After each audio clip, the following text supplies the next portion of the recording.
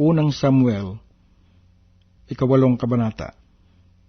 At nangyari nang si Samuel ay matanda na kanyang ginawa mga hukom sa Israel ang kanyang mga anak. Ang pangalan nga ng kanyang panganay ay Joel, at ang pangalan ng kanyang ikalawa ay Abiya. Sila'y mga hukom sa Beerseba. At ang kanyang mga anak ay hindi lumakad sa kanyang mga daan, kundi lumingap sa mahalay na kapakinabangan at tumanggap ng mga suhol at sinira ang paghatol. Nang magkagayoy, nagpipisa ng mga matanda ng Israel at naparoon kay Samuel sa Ramatha.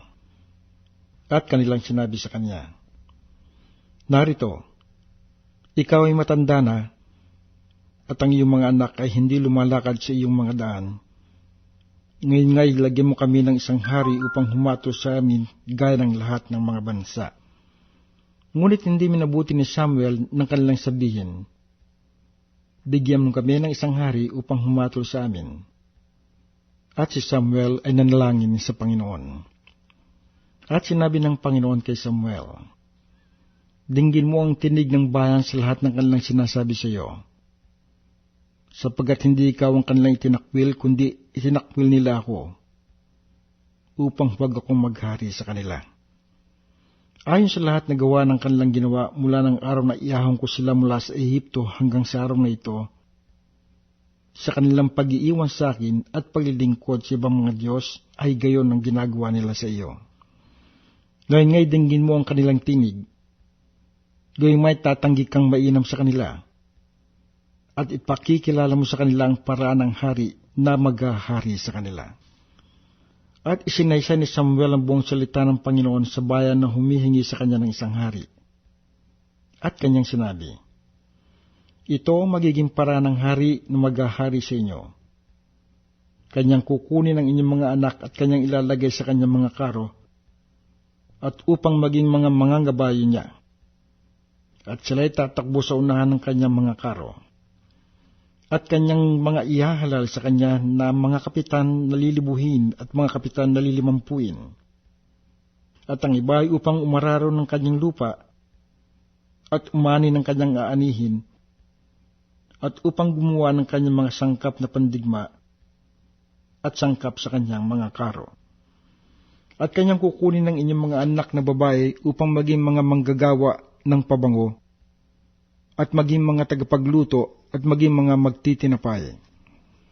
At kanyang kukunin ang inyong mga bukid at ang inyong mga ubasan at ang inyong mga ulibuhan, sa makatwid ang pinakamabuti sa mga iyon, upang mga ibigay sa kanyang mga lingkod. At kanyang kukunin ng 10 bahagi ng inyong binhi at ng inyong mga ubasan, at ibibigay sa kanyang mga punong kawal at sa kanyang mga lingkod. At kanyang kukunin ang inyong mga aliping lalaki at babae, at ang inyong pinakamabuting bataan at ang inyong mga asno, at mga ilalagay sa kanyang mga gawain. At kayo dadaing sa araw na iyon dahil sa inyong hari na inyong pipiliin, at hindi kayo sasagutin ng Panginoon sa araw na iyon." Ngunit tinanggihang dinggin ng bayan ang tinig ni Samuel at kanilang sinabi, "Hindi, kundi magkakaroon kami ng hari sa amin, upang kami naman ay maging gaya ng lahat ng mga bansa, at upang hatulang kami ng aming hari, at lumabas sa unahan namin, at ipagpaglaban ang aming pakikipagbaka." At narinig ni Samuel ang lahat ng mga salita ng bayan, at kanyang mga isinaysay sa pakinig ng Panginoon. At sinabi ng Panginoon kay Samuel, "Dinggin mo ang kanilang tinig at lagyan mo sila ng hari." At sinabi ni Samuel sa mga tao sa Israel, "Yumaon ang bawat isa sa inyo sa kani-kanyang bayan."